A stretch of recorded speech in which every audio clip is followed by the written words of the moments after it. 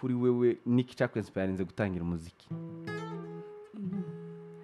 Nani aliponya mioyo iliyojawa huzuni, chaguo la mwisho kwao ni kujitia kitanzi.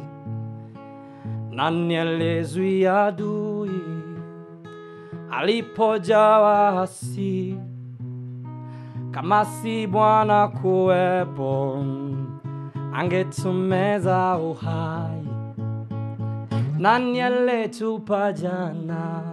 Nzaba Meddy Mugihe cyane. Nzaba Meddy Mugihe cyane. Indirimbo za Meddy twazaga turizimba zose. Iya kabiri, ya gatatu, ya kane, ya gatanu. Ni nawo wantangiye ambwiye, why can't you do your own song? Kubera kutakora indirimbo. None wakambwiye rimwe nandika karirimbo kakamuhereza. Akambaza ko akarimba ari keza nakandi, angita ati wow. Kabisa ko karabaye. Akambwira ati ngaye watangiye gukora indirimbo zawe. Niyo wishyura indirimbo za mbere, ya kabiri kudakeye. Kuba arimo kutubona ndabifite vuba cyane kandi ndabifite vuba kabisa. Tubukwe Abantu babizi baba mu Rwanda twakuriye mu nkambi, twakuriye mu nkambi especially nge natinzeho cyane. So noneho ni nk'akanyugamo kamvuye mu maso, nama numva ibyishimo ntigeze ngira, nama numvishije ijambo neza koko. Numvishije ijambo ry'Imana neza, numvishije nibwo numvishe kwizera ko A world of stories. Muraho neza nshuti bakunzi ba Afrimedia live aho muherereye hose ku isi, tubahaye ikaze, tubifurije amahoro n'imigisha biva ku Mana. Wafunguye video tuguhaye karibu kuri Afrimedia live, tuguhaye yambu n'ubundi Imana ikomeze kukureba icoroshe mugani wabavuga. Hanyuma tuze kubana ikiganiro cy'uyu munsi kiri relaxed cyane, kiraba coroheje, kiraba gituje, nta kibazo, nta wasi.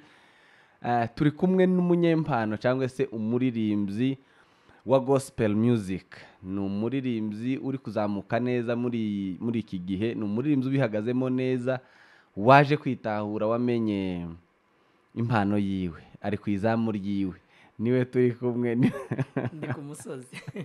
Ari ku musozi wiwe. Ikindi ni umunyamakuru, yari umunyamakuru yaje kuja muri ibi adutorotse. Ahubwo hari umuntu birarangira umwarimu, umwami abaye umwarimu, birarangira nkubajisha.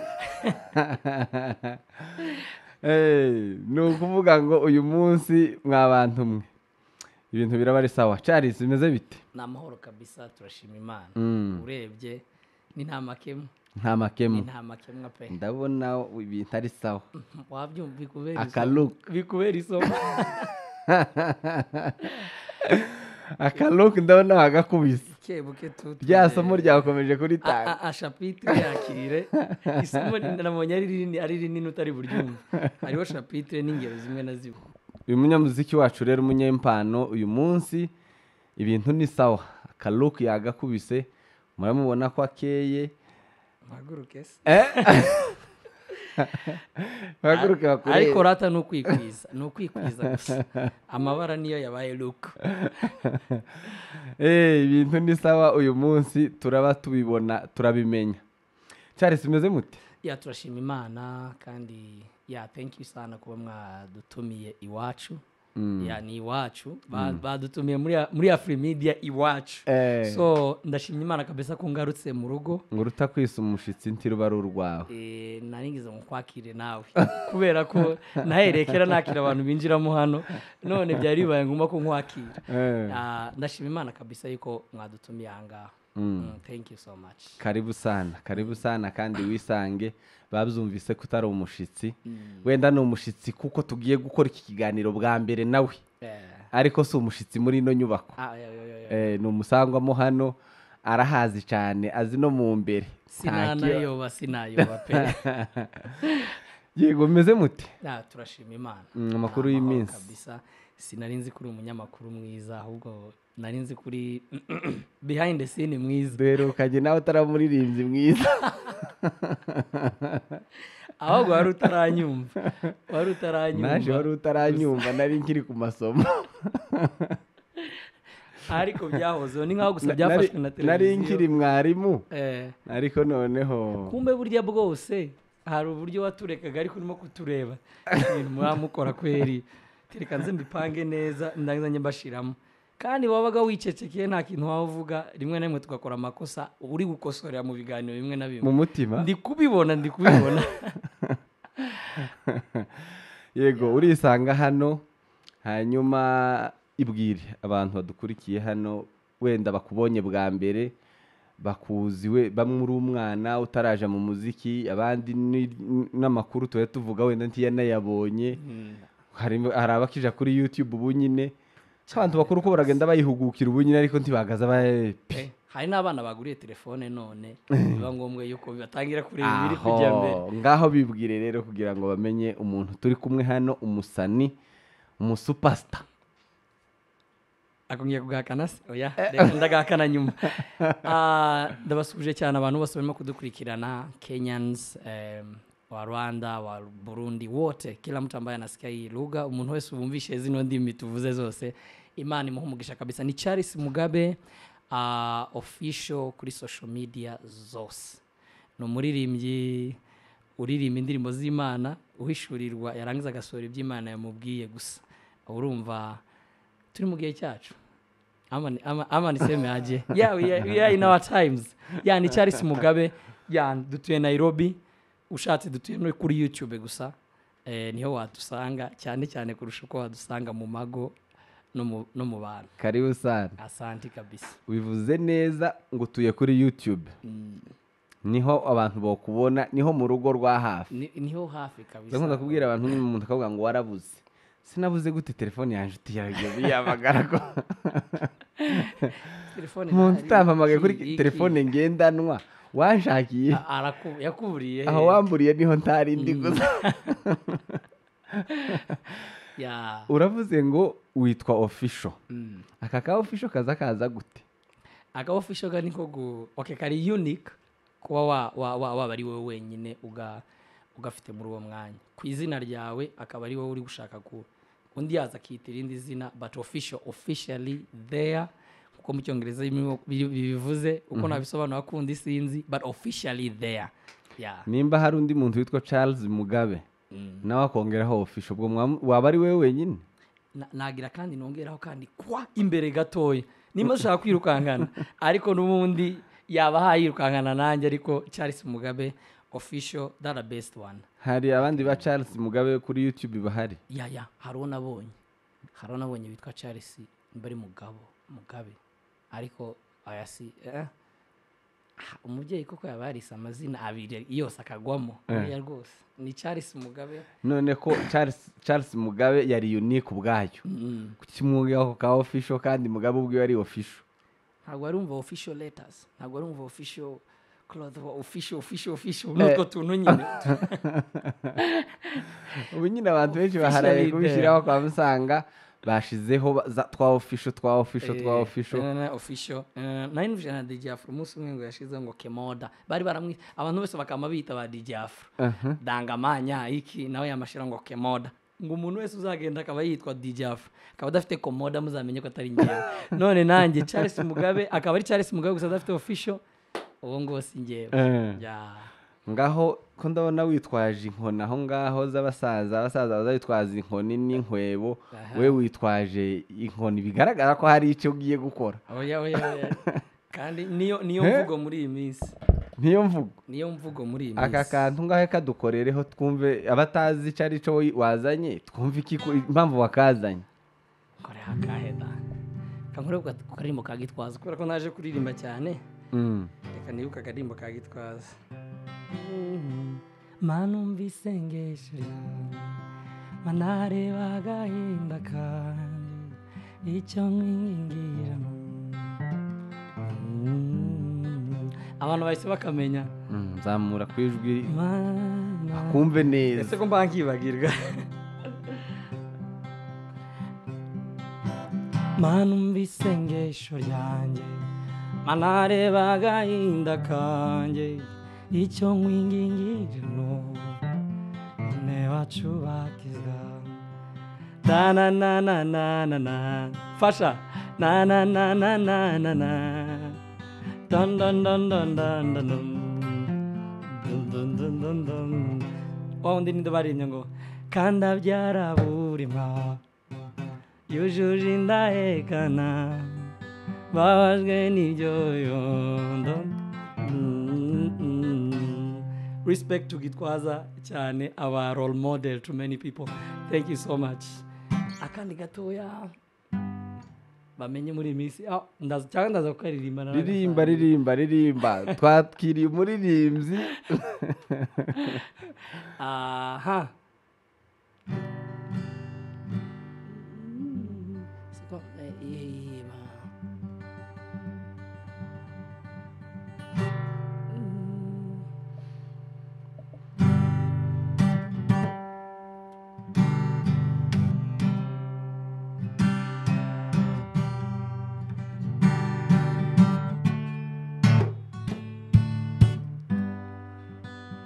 I've been here by the Savior.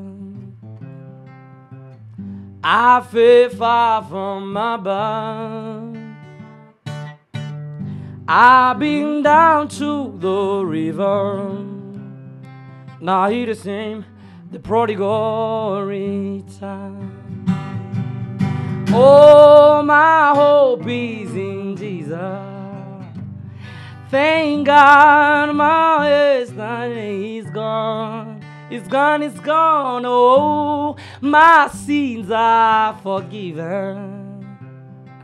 Oh, I've been washed by the blood.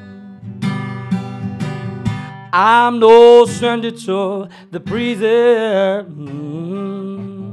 I've been shackles and chains. Oh, I've been freed and forgiven. Yes, I have. I'm not going back. I'll never be the same.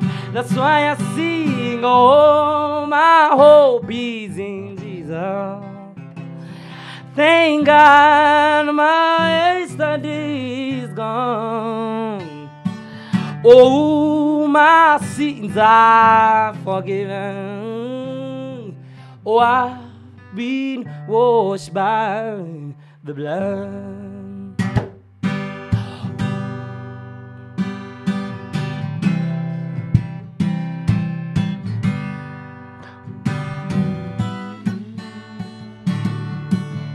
Oh, my sins are forgiven. Oh, I've been washed by the blood. At least, aho ngaho nubwo utaje kuririmba. Uzantumira urebe. Ahubwo sinaherutse takuntu Uzantumire no ngukosore nguhikosora. No kuvuga ngo ibi bintu zaje biti. Abyatangira mu kubikunda kuva umuntu akiri muto pepe ureba ukuntu abantu barimo kuririmba bijyanye n'uburyo bikunda, ariko kera abantu benda bakuriye mu Rwanda ho twe twazatuma tuzaririmba sekira kuba icyo gihe twakuze ba Meddy ba Jay Polly bahande bose wabonaga nyine ari ariko kantu karimo kurya amakuru ari ntabwo twari tuyazi ukavuga ati nanjye nzakora igitangaza turaturirimba ariko nyine uko iminsi zaba Meddy mu gihe cyanjye indirimbo za Meddy twazaga turirimba zose iya kabiri ya gatatu ya kane ya gatanu, ariko mine nyuma ntawe ujya umenyaho Imana ibirimo kuguhamagara, ariko cyane ibi ngibi nibyo byari bikwiriye icyo gihe. Ibyo n'ibitekerezo by'abana. Paul aravuze ngo tukiri batoya twategeza nk'abana, ariko ubu ngubu nibwo umuntu ahise amenya icyo agomba gukora, ku butumwa bwiza bugomba kuvugwa, kandi Kristo akingingira abantu, niko yavuze akingingira abantu muri twe. Nibwo agenda yingingira abantu muri twebwe kugira ngo bakizwe. So we are ambassador right now. So byatangiye gutyo na za Sunday school ababyeyi se n'umundi nubwo twavuga ngo turarimba izintuza, ariko izo twisangagamo cyane nizazindi za amasezerano yose uko Imana yatanga. So naho ngaho nyine tugenda tugira, ariko byari bukebuke. Nk'abantu twabanye mu Rwanda ntago bamenye ko namenye kuririmba, wenda reka mbivuge gutya ko nanaririmba bigukekeye ndibona bikekera kabisa mu Rwanda kwishuri, uretse muri Kenya ahandi hose ho nta nikirara ho, kandi na Kenya yavuba na Kenya ya vuba yihishahisha ariko ku ishuri twari tangiye abakongo se twari tangiye gufata agahugu buke buke ariko bigenda nyine biza ukagenda ubyitako ukagenda ubyiyaturiraho bisengera na practice yeah uti ntawe umenya aho Imana izamusanga wowe yagusanze sha Imana we ese ngubwiye ngo yansanze kuri ngo yari yarambuze sugira ngo ahubwo yari ntegereje ko nyumva ariko aho yagutegeye urabona nka Pahoro yamufasha agida maso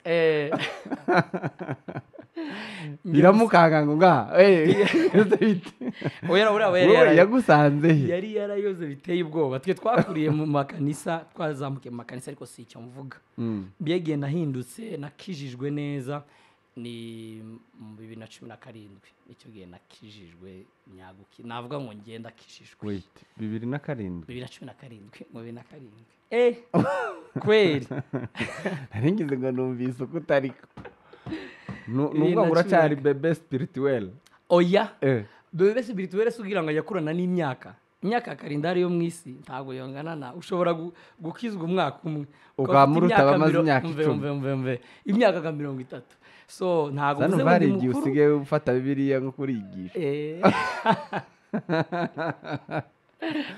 kandi at least wenda nkamuvuga neza uko namumvishije ku buryo umuntu yakumva akavuga ati at least uyu muntu yumvise sinashidikanya yuko adakijijwe wenda ashobora kutumva ibyo mvuze nkaba wenda ndi munsi ye ariko akavuga ati at least nizabitse zaramaki nizabitse rwose zaramagi naho ngaho nakijijwe 2017 hehe biza bite ya ni nka nabyita ni nka rimwe na rimwe kwizera biba bigoye bikanoroha kwizera biragoye biroroshe nkuko ushobora kubwira impumyi ngo nirebe ifoto nziza niyo woyegereza mu maso ukayigeza nkiyo yibona n'igipfa amatwi niyo wocuranga bingana gute biba biri kuba yayibona iyo mpumyi biri kure kandi biri na hafi ariko ngo iyo nyogami kuvuye ku maso nkuko Paulo yavuze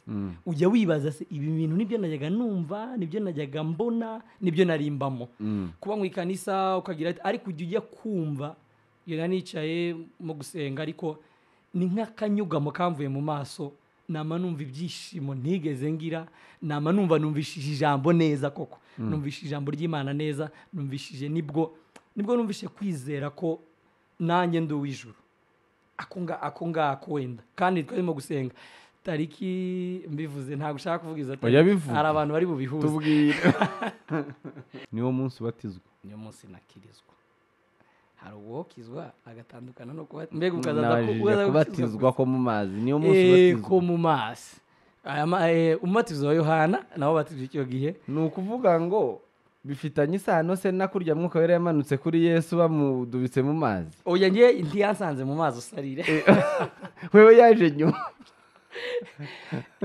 pati zashize ibintu byose abakomye amashi imyenda mishasha twayikuyemo twayishize nkariye nijoro nicyo gihe nabyo kandi narabisabaga ati Imana uzamfashe basi wampaye wa mwuka wanyiyeretse koko ariko mbyumva nyine buke none ntangira biza nka gute usinziriye se biragukomanga byaje bicaye gusoma nk'ijambo cyagiye ubiharaye hari ubiharaye bajya banga ikintu cyose ugihara ukaba waharaye ngo wakishijwe uyu munsi ariko waravuze ni same day uvuye kubatizwa ni same day nijoro ariko nijoro umuntu yicaye mu rugo atuje mfatije ibibiriya kwa kundi ubuharaye uracyaharaye kuvuga ati abantu bagiye kumbona barambona yuko nahindutse kibaranakubona no ku cyumweru baguhagurutse bavuge ngo babatijwe nabati abantu bagiye kumbona undi wa kera si wowe nicaye gutya ndimo gusoma ijambo nibwo nyine nahise numva koko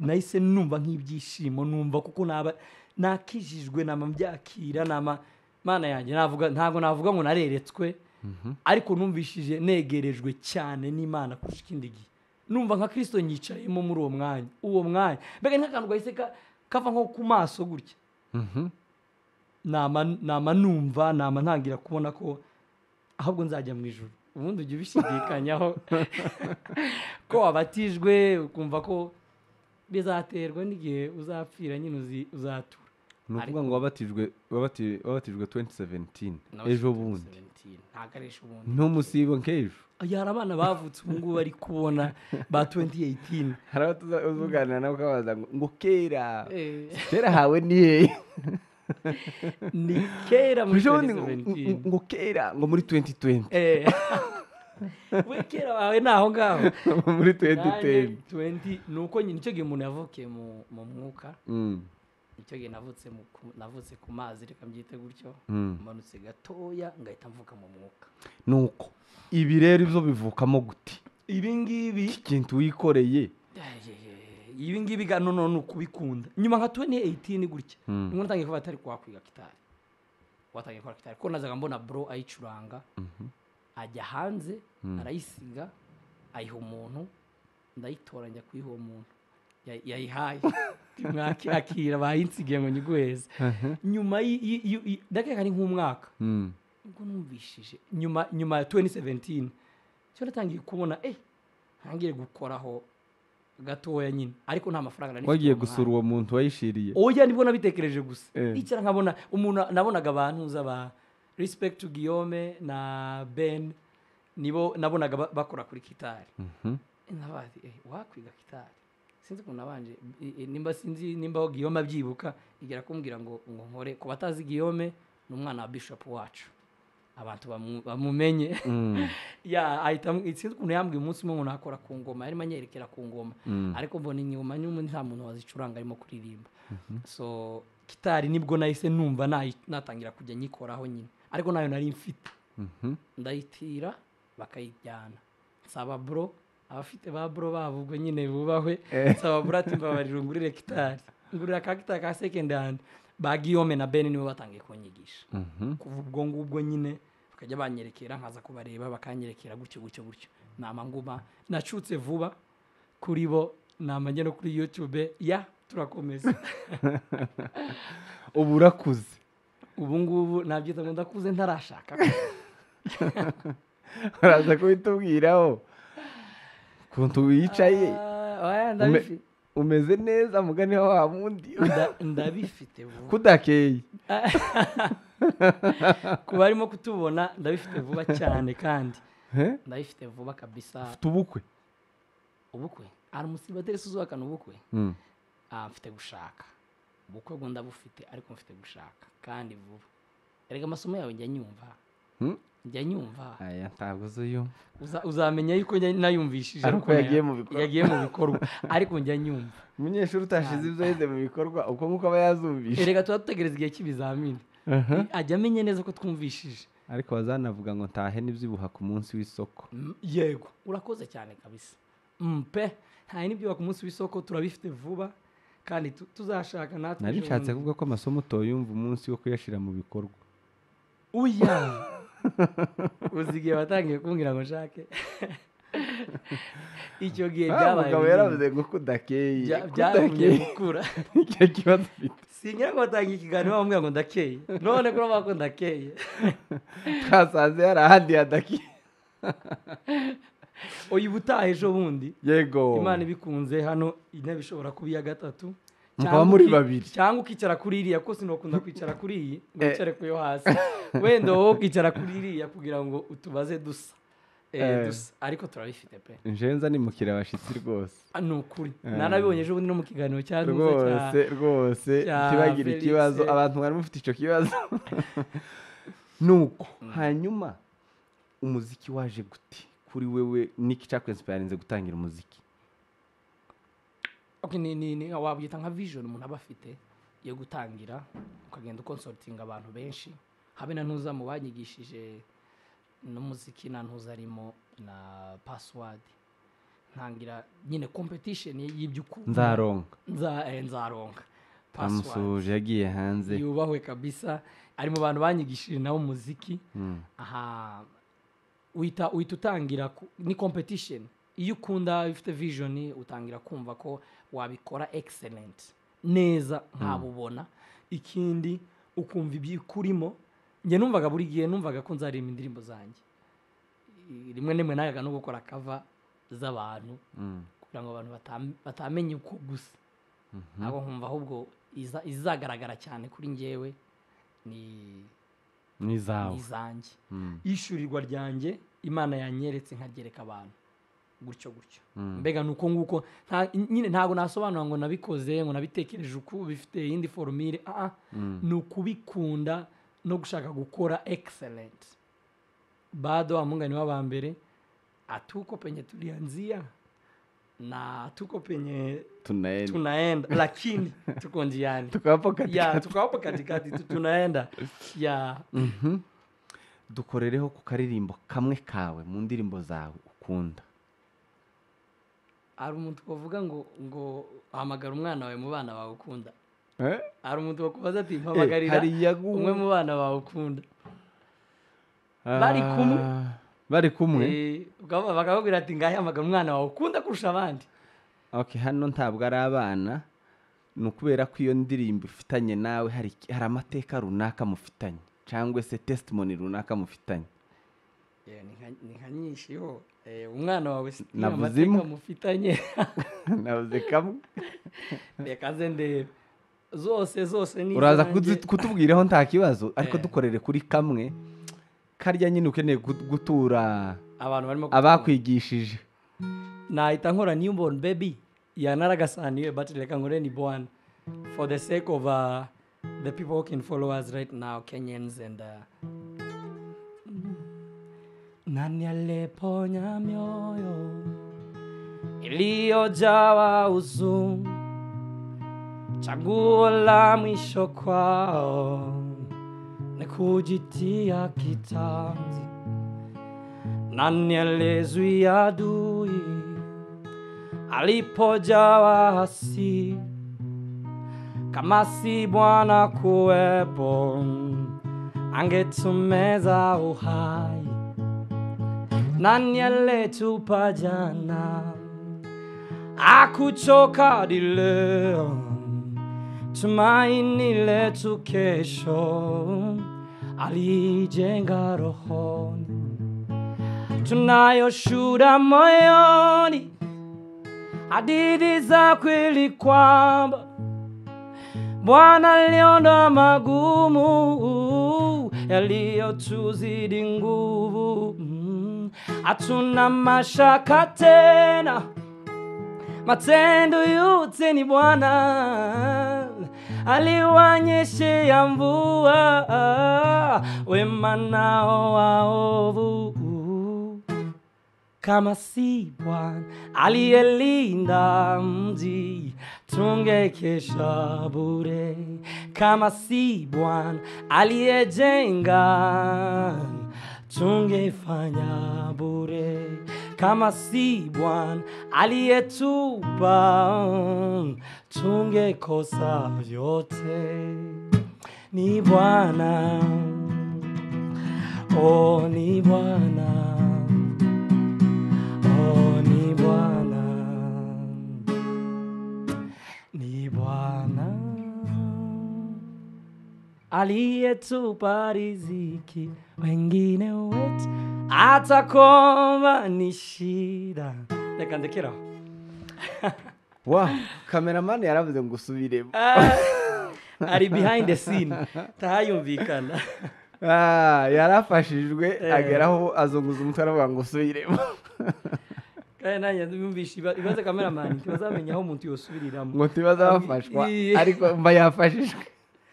Ndambwire ngo usubiremo, narigeze ko hagati utosubira mutoje imbere n'inyuma ariko ngo usubiramo aho ngaho. Ngamusubiremo agace gato. Tunayo shuhuda moyoni, hadithi za kweli kwamba Bwana aliondoa magumu yaliyotuzidi nguvu. Hatuna mashaka tena, matendo yote ni Bwana aliwanyeshea mvua, wema nao waovu. Kama si Bwana aliyelinda mji, tungekesha bure. Kama si Bwana aliyetupa, tungekosa yote. Yeah. amen ndizera neza ko wowe udukurikiye uri gufashwa ndizera neza ko nawe wumva ko afite impano wumva ko afite hari ka upako kuna upako fulani Wararinya ngo ni Imana. ni bwana nyine Ni Bwana, ni Imana. Ni Imana yabikoze. ni bwana ni iyihe story iri behind iyi ndirimbo Story iri wenda nanje reka mene iryo banga niyo ndirimbo nkunda mu ndirimbo zawe niyo nabimenye ko ari wowe ndirimbo. niyo ndirimbo nkunda kabisa Ah. kandi ndizera ko atari nje nyine mu bantu badukurikiye ndabizi ko namwe muyikunda n'ikimenyimenyi abenshi mu bantu mwayirebye muyifite muri ringtone zanyu Bajya no kuri Skiza Tune irahari. benshi barayifite muri Skiza Tune zabo iyo bahamagaye abantu nza mpamagara bakuzi niko karirimbo kaza gakina mu ntuze zawe. Wow. Zumvikane ko ni akaririmbo kakoze ku mitima y'abantu kandi ndatekereza ko ariko abantu bari bakiteze niyo story iri behind yayo. Story behind yayo ibijyanye na ibijyanye n'ubuzima bwo gukura ubuzima bwo muri famiye naho Imana yadukuye nayo tugejeje ubu sinavuga yuko abakiraho twavuye bavumwe cyangwa se Imana itabakoreye imirimo ko tugiye mu mirimo yo gukizwa nibyo birenze kurusha uko twavuga ngo twavuye aha twakuriye so aho ngiye twakuriye naho twavuye navuga ngo abantu babizi baba mu Rwanda twakuriye mu nkambi twakuriye mu nkambi especially nge natinzeho cyane so noneho if you look back on that story kugeza ubu man wabonaga nyine ni Imana gusa ni Imana imba Imana atariyo yubatse abubaka babaga bari gukorera ubusa kuvuga ngo twari kugera ahangaha that's all kandi nina nabigize nabaye inspired uburyo umunsi umwe Bugoye asharinga Bible verse akamwa ngo wakora indirimbo yi Bible verse iyo ngiyo nyine Psalms 127 Zaburi 127 no maza kwakora mu Kinyarwanda ngo ariko gatandukanye cyane nako ngako noneho mita nabaye inspired no kwashira mu Giswahili numvishe mu Giswahili aribwo kari kugenda neza ngashira mu Giswahili ariko byose I was looking back on where we come from especially our family. Yeah. Ni bro wawe uhe waguhaye iyo verse ngo ukore karirimbo. Ni Fred. Bimwita Mugaza, brother wanjye the second bamwita ukurikira first born. Yeah, ukurikira first born niyo nesparinga cyane. N'indirimbo zimwe na zimwe amavasi n'amantuza ni umbwira ati wakora akantu mu ndirimbo none nagakora nkakamuha iwe none nyuma kaza kukameza nkaza kugakora ngo akantu rakibuka kandi yari yambwe gusa ngo gakore ngukora akantuza ukanyohereza ngakamwohereza after 1 year agahita kanyohereza ngo akantu rakibuka ayiwe ngahita ngakomereza ngahita ngakora so ako kantu that's ni Bwana niho yavuye cyane bivuye muri story of a family namwe buri muntu wese afite story y'ubuzima bwiwe naho yavuye amenye yuko nta mirimo nimwe iyo Uwiteka atabari we warinze umudugudu abarinzi bari kubera amaso ubusa yaba atari Uwiteka watanze imishahara abakozi mva bari gukora ariko ntibahembwe n'igiceri cy'icumi n'Imana. Bro wawe ni umuririmbyi nawe ni umunyamuziki akora iki? Okay, navuga ko ari umuntu wakijijwe cyane iwacu mbere twese mu bana twari turamutwaye bati wakizwa nka Fred wakizwa nka Mugaza so iwe ni umuvuga butumwa ni evangeli ariko cyane especially tugiye muri kariya y'ijambo iwe n'umuvuga butumwa so umuririmbyi mbese so umuririmbyi ajya bikoraho bukeya ariko nyine si cyane wenda mwoja kunganya ariko yo kurusha ko ajya akora kuri piano arakurusha ariko ubwo utarigaragaza hari ukuntu mumeze ni ukuvuga ngo buri muntu agicecetse tubuze iceceka ibyo ari byo byose nabona nakumvisha uririmba gusa nuko wenda atari cyo ngambiriye gukora kuko ngiye kuririmba ibi ngibi naba mbiretse bazavuga ngo ubutunzi bw'umuntu buri ngo niyo ashira umutima we ndakeka yuko kuririmba atari priority kuri wowe ku buryo nabigutinyira sinopfa kubitinya cyane ngo urantungura kubera ko iki gihe cyose tubanye wari kumprovinga wrong so iwe yaguma mpava verse ndajya mpama amaverse nzaguprovinga wrong kandi si we wenyine ari n'abandi hano uzankore uriya wicaye hariya gurya ni ukuvuga ngo niwo ugupushinga kugira ngo ukomeze ukore ni nawe wantangiye ambwiye why can't you do your own song kubera kutakora indirimbo ye noneho akambwiye rimwe nandika akaririmbo kakamwohereza akambaza ko akarimbo ari keza nakandi yangita bati wow kabisa ako karabaye akambwira ati ngaye watangiye gukora indirimbo zawe niyo wishyuye indirimbo za mbere ya kabiri niyo wishyuye indirimbo za ziriya za glory to the lord niwe wayishyuye ya kabiri mbega niwe wanguriye gitari ahubwo ndaramuvuze niwe wanguriye gitari niwe cyane niwe wenye sparinga kubikora bikore ririmba bikore gutyo mbega niwe navuga ngo niyo muntu wamfasha ukuboko ujya unkurura buri gihe kambwira next project tugire gutya n'abandi mana nimba vuga muhaka message tubone kumuvaho nahita mubwira ngo nsanze waragasaniwe naragasaniwe ndi umuntu wagasa ko kitari yanjye igenze mwihangane ariko ni nkuko nako message muhaye yaragasaniwe cyane nuko hari personal message cyangwa se message iri personal yavuye muri feedback z'abafana bawe cyangwa se abakunzi bawe bakunda ibyo ukora wumva ibaye uyigize personal abakijijwe yabaye too personal kuwakijijwe ari n'undi washarinze ni munyakenya yuko yari afite kwiyahura ariko iyo ndirimbo imugarura ibyiringiro yuko ni Imana kuri ni bwana ntago nabara message arabu nawe twahuriye tawuni arama ngo isoyu none naragiye nambaye imyenda nari nambaye muri shoot arambona weni uje manimba ni bwana unaizo chalo ahitambwira ati indirimbo yankoze ntago nari nkuzi ntago nari nzi ahita nanconnecta no ku bintu bantu basikiza tune ama gushira ku ma Spotify guseninga kuri company wenda yo kuba basharinga music yanjye fa niwe mbega twarahuye gusa just approximate munzira gusa muri wewe ngo ni ule musawa ni bwana ya benshi ama message ya inbox menshi ariko bakijijwe nibyo bijya binkora ku mutima kurusha ibindi nakakubwira ngo nakijijwe mbese hari abantu bakubwira ngo barakijijwe kubera kumva iyo ndirimbo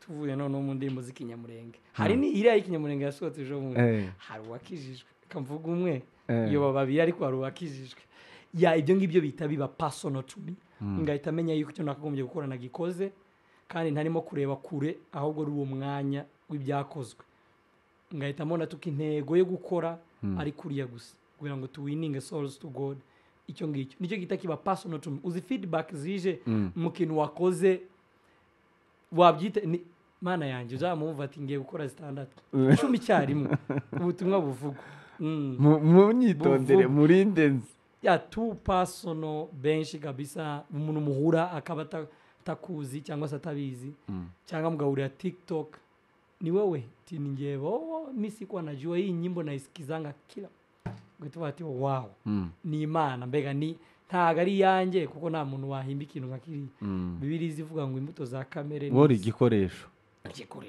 nsoye mvuze ngo ndabisoye hari batubwiye hano ngo iwe ni sahani ngo y'Imana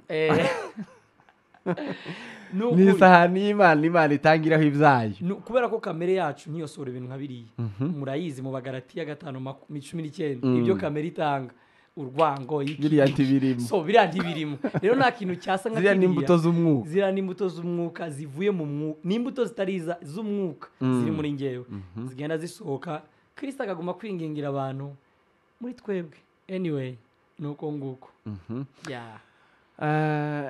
iyo urebye umuziki wawe ahantu wahereye naho uri wabigereranya gute the first time ugiye kuvuga ngo ngiye gukora wari ugifite ubwoba reka wenda describing buke wari ufite icyo cyoba wari umeze gute naho ugeze ubu nyine urashaka kubigereranya ibyo bintu gute? I didn't know, ntabwo nari nzi ko natinyuka gutya ngitangiranya nibaza indirimbo n'indi uzayumva ubundi wewe wumva kwayishiramo kwanza wicare hari uyitegere wumvaga habe no kuyumva byonyine no gusohoka kwayo umuntu umwe akayumva it was a favor kumva ko ari favor n'ubwoba bwo kuri codinga n'ubwoba bwo kuvuga ati is this nirijwi ryonyine urarisohoye kurumva ko so kwiyumva kweri irijwi ryonyine riraje hari imbere y'abantu nirangije kugira ariko ni ukwibona nk'umuntu ni ukwibona ko ibintu bikiri ibyawe iyo ukibona ko ibintu ari ibyawe ari wowe ugomba kuririmba ari wowe ugomba nuko nguko ariko kugeza ubu ngubu namenye yuko umurimo atari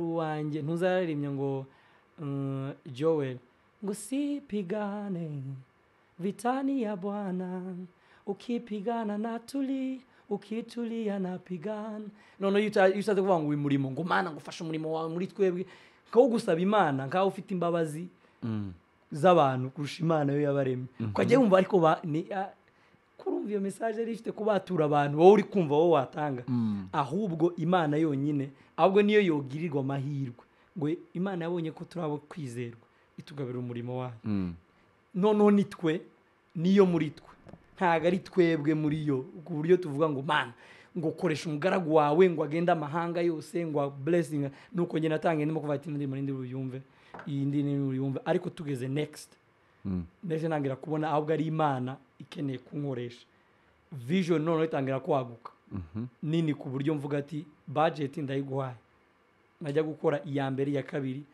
iya gatatu nibwo umuntu ahita atangira kubona ko there is a difference ya mbere ku ya kabiri ku buryo bufatika n'uburyo butagaragara buryo bugaragara navuga financially buryo butagaragara also in spiritually kuba prayerful and responsible for God's message naho ngaho ariko icyo bacyo ayiwewe no kuyumva byonyine bavuga ati nyisore nyireke ariko wabireka nanjye kwa uploading avata ariko wareka ubundi gutyo ariko byarangiye aho ndi kwibona ubu ewe nta gusubira inyuma nibo nkurura.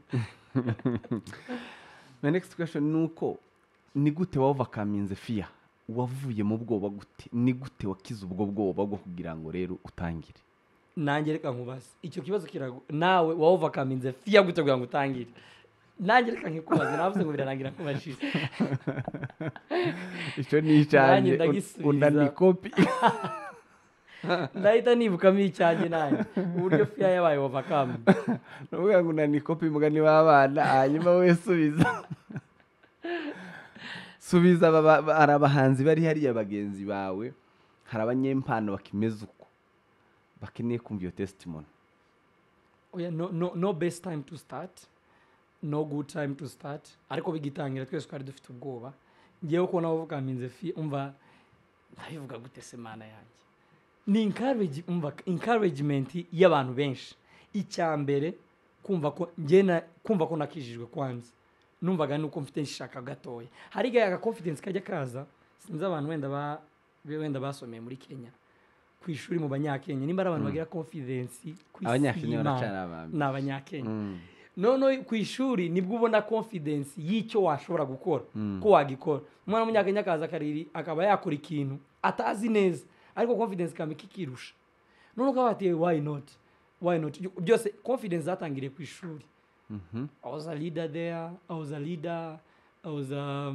leading the school yose muri prayer ibiki byose nibwo utangira kubona kuko wakora ikintu wumva ko ufite mu mutima so nta formule mfite nini cyane uretse background wenda twabaga turimo nabandi kuba nakwire kurangahita ngikora ya nuko nguko wenda navuga ngo byatangiye ku bandi bose no best time to start right now ubu ngubu kuko tibategereze kuba aba expert uwo no tumwana expert atarakoze batangire bakore kugira baba expert hanyuma nihe bwa mbere bwawe uhagaze muri public wari ufite ubwoba bwo kuhaja ariko uravuga ngo I can do it ni muri prime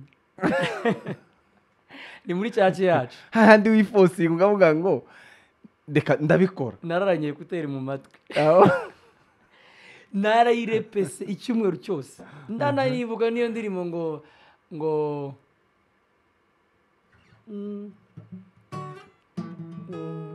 Ozalie Mesia indirimbo y'ikintuza y'igiswahili bakoranye sinzi uwo muhanzi niyo ndirimbo ya mbere nakoze muri nari mfite ubwoba kweri nabatakara akantu kose numvishemo ndagakopi pasting ikindi ubundi nararimbye niringana ntari kumva naririmbye igitero kiringana ntarimo kumva n'akantu na kamwe ariko nyine nibwo bwa mbere nari ndirimbye muri ni nabwo bwa mbere nari naririmbye mfashe mikoro imbere y'abantu ni nabwo bwa mbere pe nimba nibutse neza ni muri prime muri korali ya Hemani aho ngaho nari mfite ukweri nabyibutseho nuko batajyagaho live wowe ufata ukamubona burafatika buragaragara unaza ati wow wabikoze ati byari bimeze neza ariko iyo nkoto nari gutamwe aho ngaho nari gutamwe utashe rero feedback yagushimishije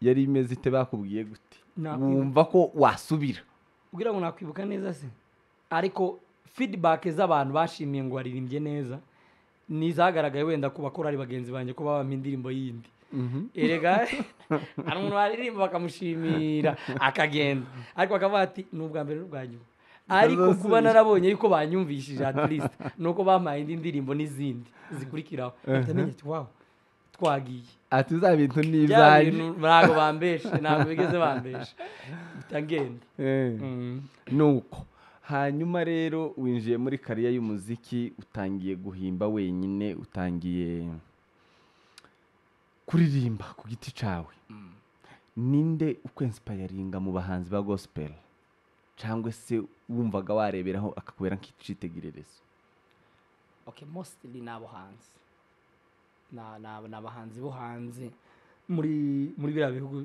irwota amasimba yajyane ko bajya bahita irwota amasimba yari ahirya tu hajya natwe turi hanze hakurya y'amazi reka tubyite n'irwota amasimba ko ntayo tugira twebwe ni cyane cyane nibo numvaga indirimbo z'icyongereza cyane pe nibo umuntu numvaga yakwirefaraho mu bijyanye n'ibyo bakora naho iwacu ushaka kuvuga iwacu in general nabo ariko ntaco n'iwacu hakoze nimba hari uwo nawe nanone uzi gukora ku mutima ukumva runaka yaranyensipayarinze kugira ngo ari umuhungu umwe wa mbere nabwo namenye nkiri mutoya twari tunaturanye nabyita gutyo bigize yararirimbaga nubwo tutajyaga mu bitaramo twajyaga kugira ariko ibihuha bye byatugeragaho mu ma competition y'amakwaya aho twari dutuye bigize gusa tumenya nyuma kuri televiziyo ariko twari tumuzi Imana yanjye mu nkambi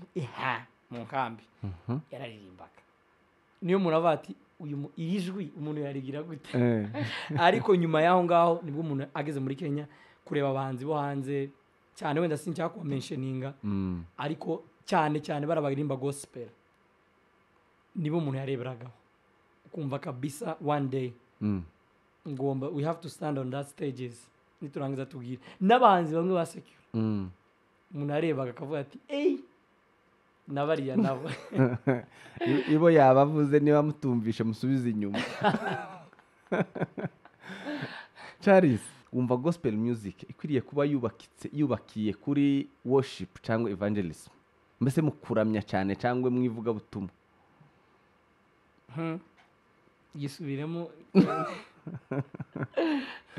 gospel music igomba kuba yubakiye muri worship cyangwa evangelism okay nge na kwirefara cyane kuba yaba yubakiye kuri worship other side than evangelism ariko mostly yabiri evangelism gusa abantu bakunda okay biri balanced okay ndi 50-50 aho ngaho kubera ko muririmbire witeka indirimbo nsha mu mitima yanyu ibihimbano by'umwuka muganire muri zaburi hari okay wabyita uko nguko ariko cyane kubera isi tugezemo jane evangelism niko nabifata nabyita gute ubona bikorwa gute umuziki especially wanyu cyangwa se mwe bari kuwukora uri mu butumwa cyane cyangwa ni mukuramye bikorwa gute ni mukuramye biri mukuramye cyane bitari bibi bitari bibi kuko mu kuramya nimba tuba tubikora kandi worship cyangwa se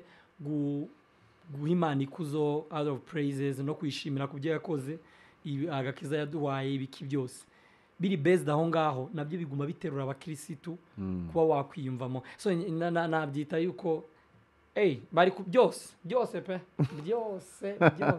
byose birimo baratandukanye bose ariko evangelism irimo guhamagarira benshi kumva hari abantu benshi bakijwe kubera indirimbo z'Imana kandi batavuze wenda ngo baziramije gusa umuntu akama yumva nawe yaba muri iyo site yo kuramya Imana so nge nabyita gutyo so iri gukorwa n'undi yaba worship igahita iba evangelism yego twigendere ku ndirimbo yawe nsha tuyigarukeho rero wavuze ngo hari uwo wayituye twayitambutse wayivuzeho gace ni iyihe message washakaga gutanga message nashakaga gutanga wanasoma kwanza kwa mbere banzu yibabwire kugira ngo bayimenye banaje no kuyireba naho bayireba aho bumvishe ko kaka official kariyo Charles Mugabe numara utubwire kuri iyi ndirimbo ko nabonye abantu barayikoreye challenge benshi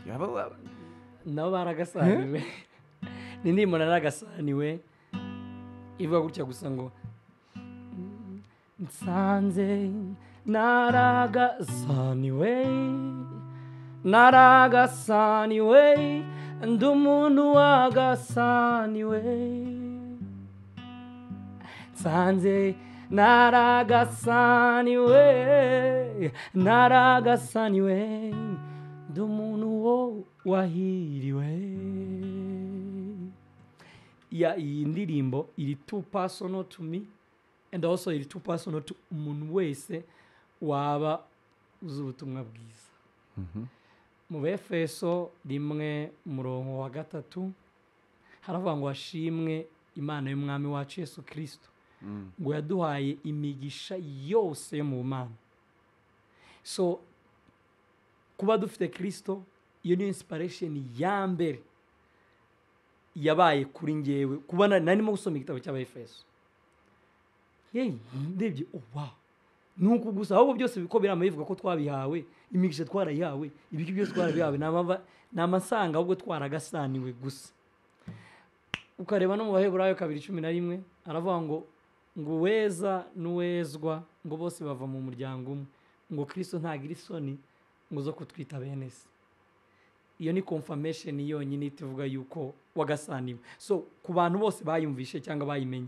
kuri ngewe ni uburyo naje gushiduka kandi umuntu agira igihe cyo gukizwa akagira igihe cyo kumenya ugenda umera nk'uri abanyakenya bakunda kuvuga ngo nakishijwe muri iki gitondo nakishijwe muri iki gitondo umwe akamavuga ngo in this morning I'm saved nanjye ntagize igice kimwe na kimwe ntangira kumva ibyanditswe as personal kumva wanagizwe muri Kristo kumva ko ndi umunyamugisha kumva ko ndi ishanga ryera kumva yuko ndi ubwoko Imana yitoranyirije kumva ko Mana yanjye ibyo byonyine nkabibonera gusa muri Kristo iriya ndirimbo niyo ndagira ngo niyo yuzuye umutima wanjye muri iki gihe kugira ngo isoke hanze nuko nguko umuntu wese wayumvishije ukijijwe ntushaka indi migisha iyindi yose izaza ari ingaruka z'uwabonye so ntago turi beza ejo turi beza umunsi twakijijwe wa mungani wasunze niyo ukunda kuvuga ngo umunsi Kristo yangereyemo naho ngaho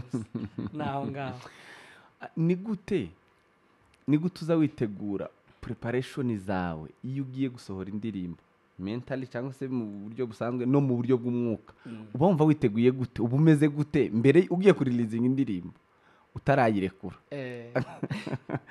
utarayiha abantu muri public uba umeze gute mostly okay no kujya kuyisohora muri studio nyabanza ngasende nijoro mu gitondo ndi bujye kuri coding yabana nkandika kuri paper yose lyrics yose nkayirambika hariya narangiza ngasenga ndimo kuyivuga ati Imana umubyimba w'amagambo yawe n'urukundo rwawe gushire muri ziriya ndirimbo umuntu wese uzayumva ntaba ari lyrics gusa ahubwo nanjye ubwanjye ntangiriraho muri iri joro nyumve kugeza igihe izagerera hanze ngasengera studio abazakora mastering solo ibintu byose bizaba biri kumacinga n'ishusho wari ubikeneyemo ko biba mandi kumva nyine igende Mana mfasha igende uko ndi kwitekereza ibe nk'uko ndi kwitekereza gutyo so cyane mandi kwiragiza Imana muri prayer nijoro kwirilizinga indirimbo zanjye zose mostly zose nkunda kurilizinga ndahari turi mu masengesho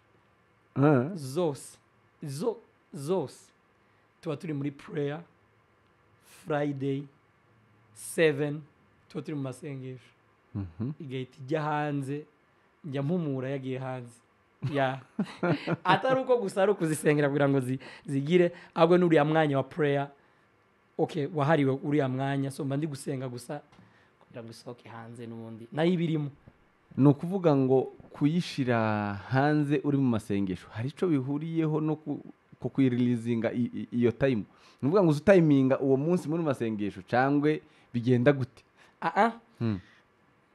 hari umuntu wambwiye respect kuri we cyane ku bijyanye no kuba narilizinga indirimbo kureba abagukurikirana igihe bagukurikiranira namwe murabizi aho baba bari n'igihe cyane bakunda kuba kuri YouTube wenda za studio nibwo uri kubibona neza so njye ntangira Friday was my best day kurilizinga Friday 7 no Friday 7 tugira pray muri ministry yacu itangira 5 ikageza 7 so no rero ngenda na preparinze kubiri kujya hanze byarangiye ubundi nkajya guhumiriza ariko hari akantu kaguhangayika kaba kari mu guse nijya hanze sime ndi kwisharinga turangiza prayer gutya nditasharinga tubona abandi barakubwira ati I was the first person to see it first person to watch it ariko biba biri muri prayer ntabwo ndi gutiming igihe cya prayer ahubwo uriya munsi nayishiriyeho wahuye n'umunsi tadukura amasengesho ni ukuvuga ngo uploading indirimbo za kuri YouTube Friday gusa hari umunsi umwe habayeho timing you uploadinze indirimbo imwe itariyo biba ngombwa kwishika nijoro Friday ariko ntabwo yari nari nahangayitse biteye ubwoba ariko yasitse nijoro ariko my timing Friday 7 regardless to the weeks and regardless to the Friday bikubitanira aho ngaho cyane iyi ndirimbo yawe iyi uploadinze vuba cyangwa si nshasha ubona yarakiriwe gute mu bantu nibo bamena n'inkozi indirimbo y'ikinyamurenge niyo mpamvu nanje mbajije gutyo kubera ko personally nari ntegereje igiswahili ariko uje gusohora nagiye kureba se ntarakasaniwe mu giswahili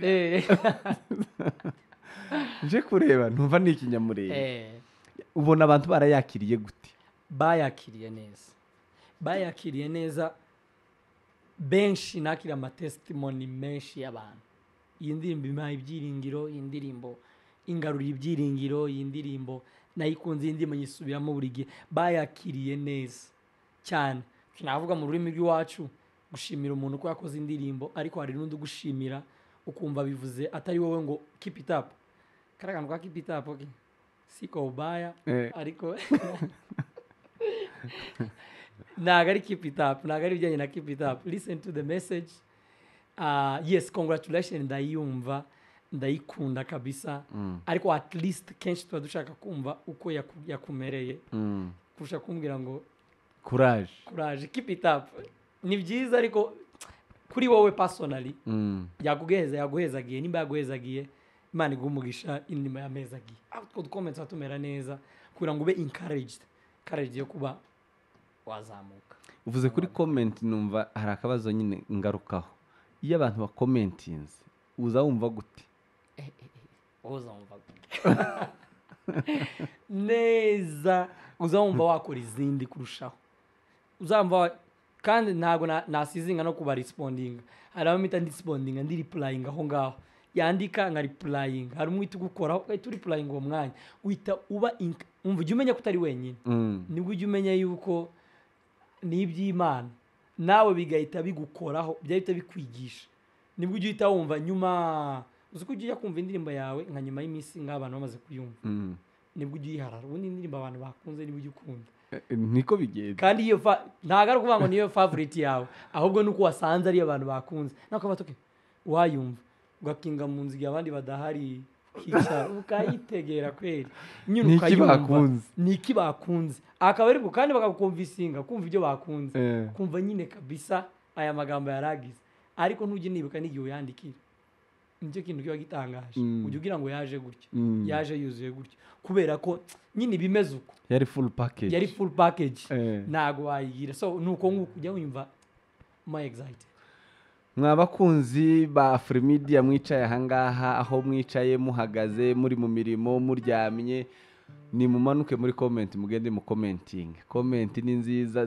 zencouraging abantu murebe channel yiwe Charles Mugabe official ka official kariyo cyangwa ndajya kugakura mu comment rwose uko nimo kagira ndagakuraho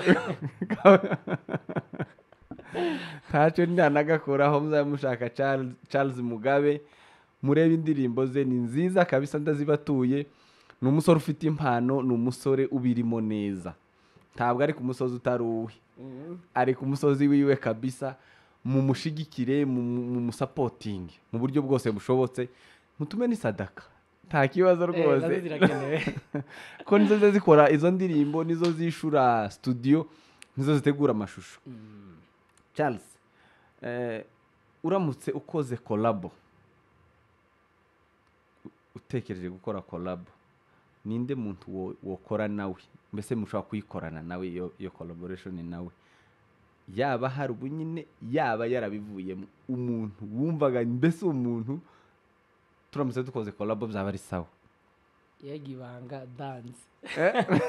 ndanze ntago nayisubiza abo ntekereza ba collab ni benshi nanabicishamo bikamera nk'ubusabe kandi ariko ntago ngisubiza ndanze uzi impamvu ntaco ngaho cishamo ako kubusabe twumve ako kubusabe ari umuririmbyi ujya uririmba indirimbo zikankora muramuzi usanga mumuzi ntuza Ezro ndagira ngo ubu ngubu wenda nta bakimumva cyane ariko Ezro ajya aririmba indirimbo zikankoraho kweri no rimwe na rimwe uri muri True Promises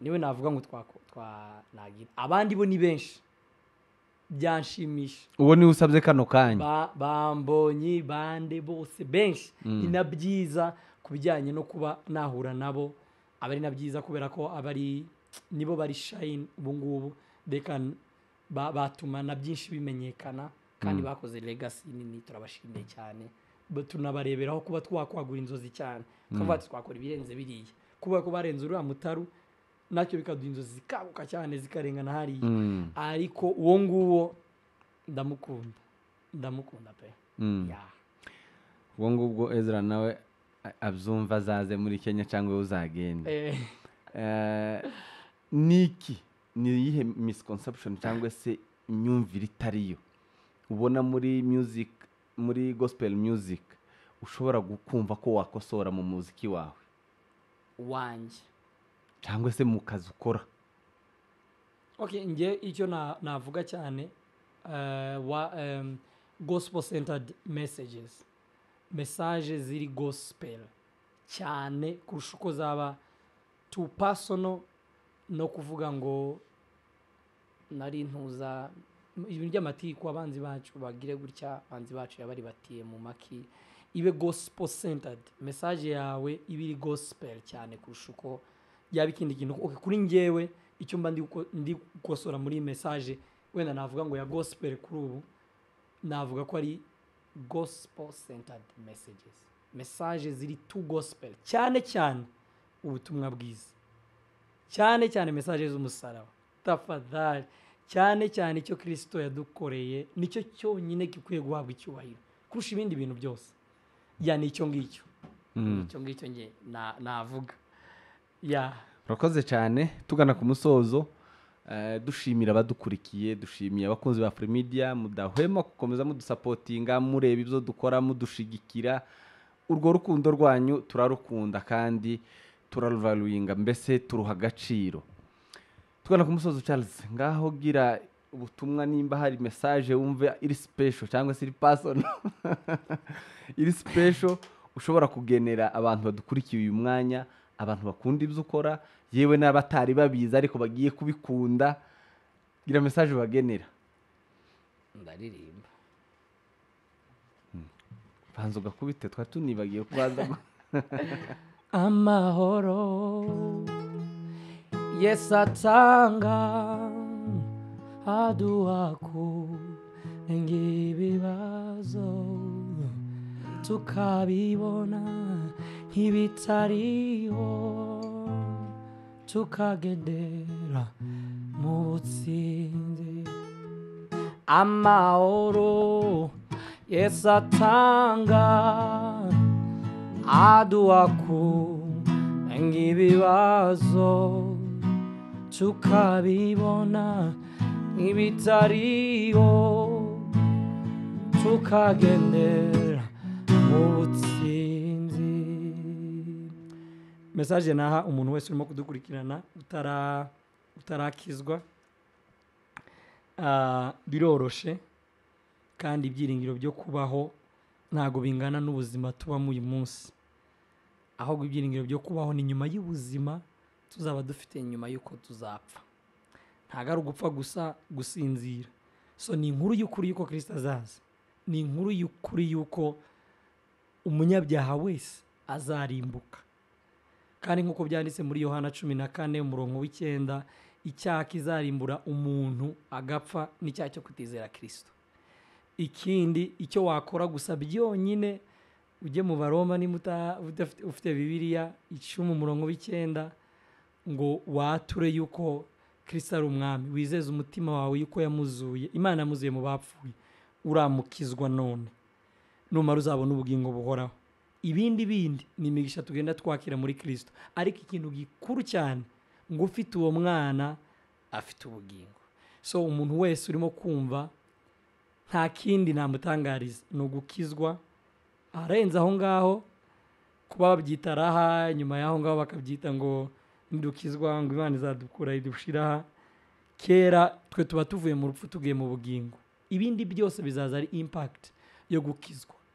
Kuko hari akabazo tugunda kwibaza iyo turimo kuganira, nanjye reka nkakubaze, ariko ni akabazo kameze nk'igisubizo ngo nutagira ari amazu wigera kurota, nutagira ari amafaranga wigera gutekereza, nutagira position wigera gutekereza, nutaba superstar, izina ryawe nitamenyekana ku isi yose, will you be satisfied with Jesus? That the message. Nabiriya byose, cause we can see the world ntago abantu bose banganya level, ariko twese iyo turi kwitekereza muri future twibona billionaires, ariko twirengagije yuko ntago twese dupfa turi billionaires. So kuba Kristo ujya wibaza kubyo usengera, kubyo wibaza buri munsi, ibyo upanga buri munsi. Ese uramutse utabaye umusitari nk'uko wabitekereje, ko umukire nk'uko wabitekereje, Afrimedia ntimenyekane nk'uko wabishatse, aho ese nijoro baza cyangwa ikora baza n'abantu gatanze akagira ko ndi kubabona aho ngaho, aho ntube president cyangwa se ntugire that money you wish to and that best family you wish to. Kristo wenyine araguhagije ubu ngubu. Mbega nibyo byiringiro ufite none, cyangwa hari undi Kristo utegereje mu byiringiro by'ejo hazaza? Mbega ejo hanjye cyangwa none hanjye ngo ejo bajya bavuga ngo ejo ni heza kurusha none.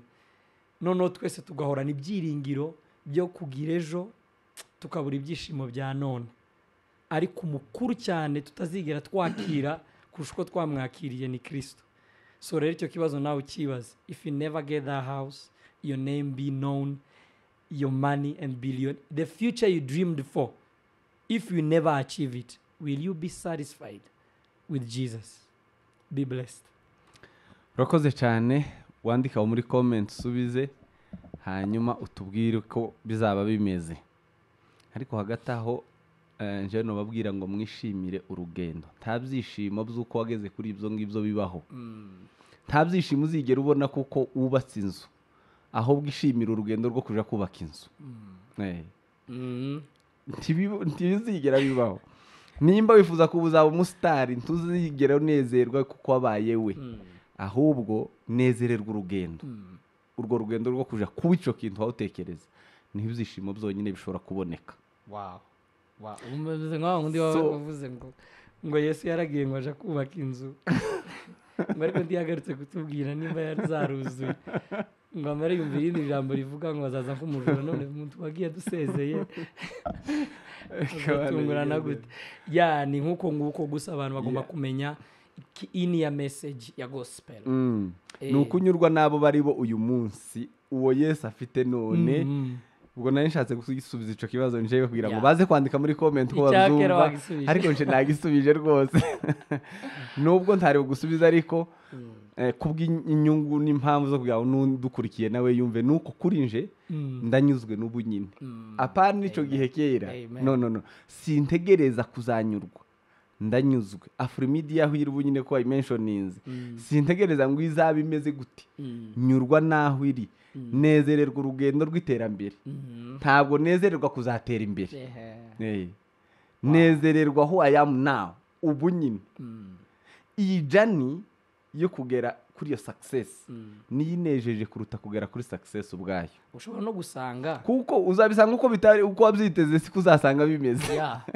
Ushobora no gusanga n'aka kanya intego ya Afrimedia irimo kuba abantu barimo gukizwa kandi irimo kuba abantu bari gukizwa.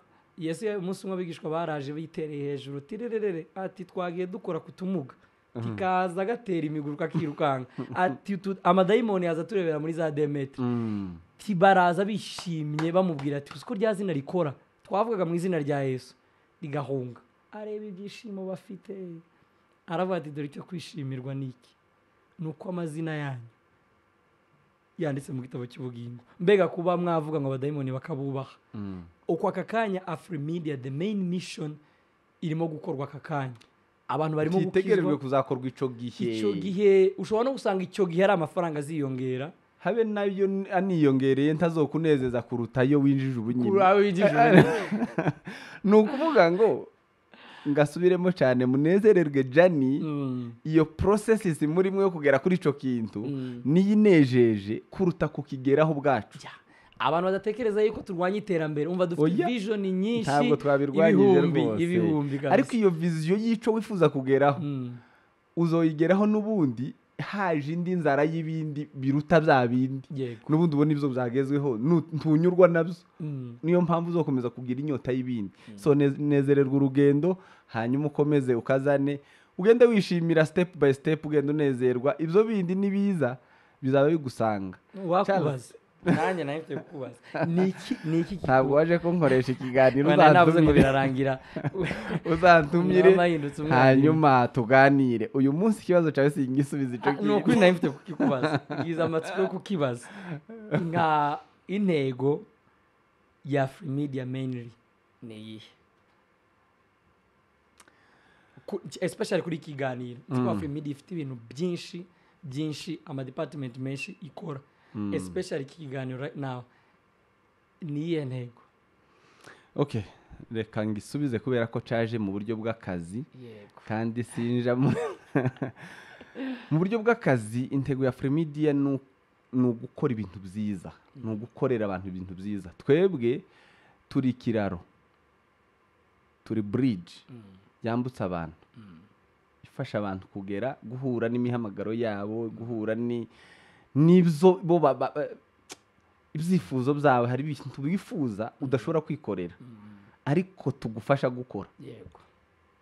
Sibyo hari ibintu abantu bifuza byinshi badashobora kwikorera Afrimedia tugafilinga in ibyo ngibyo rero niyo mission iyo tubigezeho biba bibaye kandi ibyo ngibyo hari udashobora gutekereza n'akazi ariko our mission nubundi iri muri mission y'Imana yo kugira ngo n'Imana yaduposition yaho turi kugira ngo hagira handi hagira undi uzungukiramo hagira undi dufasha. Abantu benshi bazagira ngo gukora umurimo w'Imana ni ukuja kubwiriza which is wrong. Umurimo w'Imana si ukuja kubwiriza gusa. Ubuzima bwose tubayemo ni umurimo w'Imana. Kuko ibyo tubana nabyo ariko nimavuze ngo ni wrong ni according me niko nje mzemera apana abantu bose.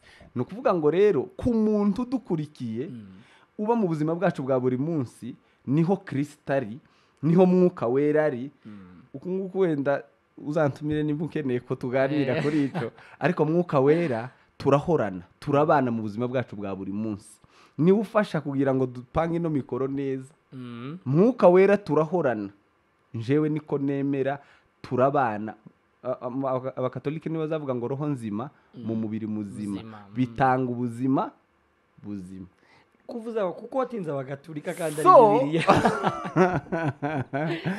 ndatuma tujya imbere yaho rero roho nzima iba mu mubiri muzima umubiri iyo uri muzima rero ni wowe uyu ni umubiri wicaye hano ariko na roho iturimo kandi niho mwuka wera ari turahorana abantu bazavuga ngo mana ngo umwuka wawe uze hehe kandi yaramuduhaye kera mwuka yaramuduhaye kuko yaravuze ngo simbasize nk'imfubyi ahubwo nzabohereza umufasha ari uzabana namwe niwe udufasha turabana habe no mu bakorinto baravuga ngo ntimuzi yuko muri ishengero ry'umwuka ngo ntimuzi ko muri insengero z'umwuka nuko rero muri Afrimedia n'ubundi umwuka wera bahana akora imirimo hano iki kirere kirasengeye iyo ngufotoye gusa akazi kacu turafotora turakamera dukora ama live streaming tugira gute dupasinga nibi turimo nona ako kazi dukora tugafashwamo na mwuka wera turi gukora misiyo y'Imana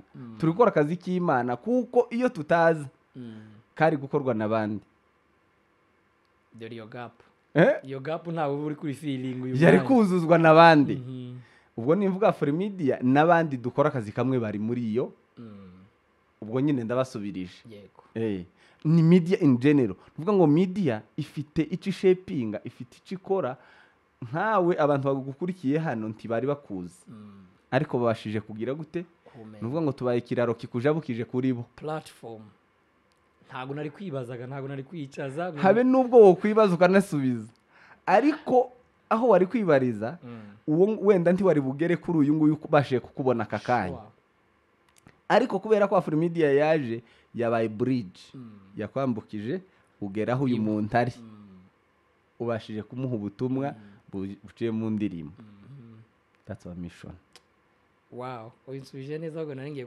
kurangiza ikiganiro nange mbwiza ngirangiye turirimbire hanyuma usoreze niko kadusoreza watura ko karirimbo hanyuma turangiza njewe ndabashimiye kuri Mike mwari kumwe na director Gabi nk'ibisanzwe ni kuri Afrimedia ni njewe tuba turi kumwe aha ngaha imbere ariko inyuma dufite team nini ikora ako kazi nubwo ari nje mubonye ariko hari team iri behind nini nubundi mutugane mutuzanira ibiraka nubwo twari tuvuze mutuzanira izo biraka muduhifaranga dukomeze dutere imbere dukomeze tunezerwe dukomeze twambutse bamwe ubundi Imana ikomeze kuduhana imigisha ariko ukomeze kunezererwa urugendo tutegereza izo byishimo wandike muri comment ico wemera mu kibazo uyu mugabo yabajije dusoza ngaho ririmba Imana ikomeze kubarinda amen. I love you Lord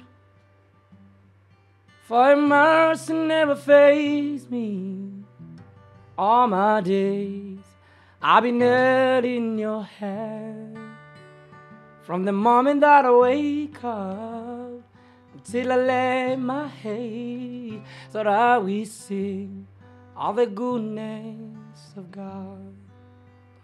I love your voice. You are laying me through the fire in darkest night. You are close like no other. I've known you as a father. I've known you as a friend. So I believe in the goodness of God. All my life you have been faithful. All my life you have been so good. In every breath that I am able, I will sing of the goodness of God. All my life you have been faithful. All my life you have been so good. In every breath that I am able, how we sing of the goodness of God. How we sing of the goodness of God.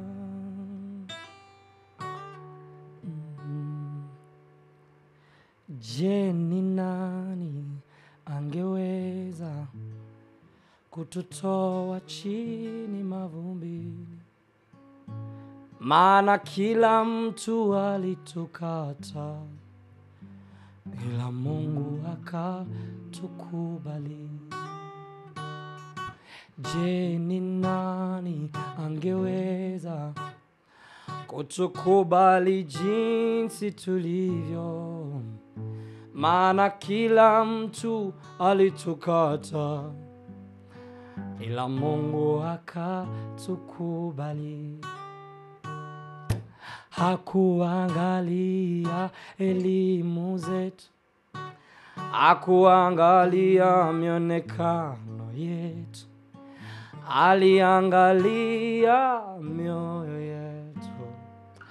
Kwake tukapata kibali. Amefanya Mungu, amefanya Mungu, amefanya. Haikuwa rahisi kwa akili zetu, amefanya Mungu, ameifanya. Amefanya Mungu, amefanya. Amefanya Mungu, amefanya. Haikuwa rahisi kwa akili. Oh, amefanya Mungu, amefanya. You are praying, we are your children, and we've gathered in today. We've gathered in to pray. You are crying, Lord, we need your mercy and we need your grace today. Hear us as we pray. Our Father, who art in heaven, hallowed be thy name. Our Father, hear us from heaven, forgive our sins, we pray. I repeat it, man. Hear our praise. Lord, we are your children, and we've gathered here today. We've gathered here to pray. You are crying, oh, Lord, we need your mercy and we need your grace today. Hear us as we pray. Our Father, who art in heaven, hallowed be thy name. Our Father, hear us from heaven, forgive our sins, we pray.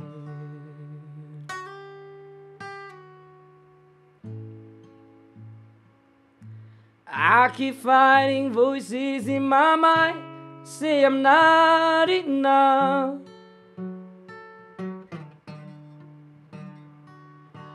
Every single lie that tells me I will never measure up. Am I more than the sum of it, every high and every low? Remind me once again just who I am, because I need to know. You say I am loved, and I can feel a thing. You say I am strong, when I think I am weak. You say I am hurt when I am falling short, when I don't belong. Or you say I am yours, and I believe. Oh, I believe what you say of me. I believe, yes, I believe. Oh, I believe what you say of me. I believe, and I believe. Oh, I believe what you say of me, and I believe. You say I am when I think I am weak. You say I am strong, so when I think I am weak. You say I am held when I am falling short, when I don't belong. Or you say I am yours, and I believe. Oh, I believe what you say of me. I believe. Say, yes, I believe. Oh, I believe what you say of me, and I believe.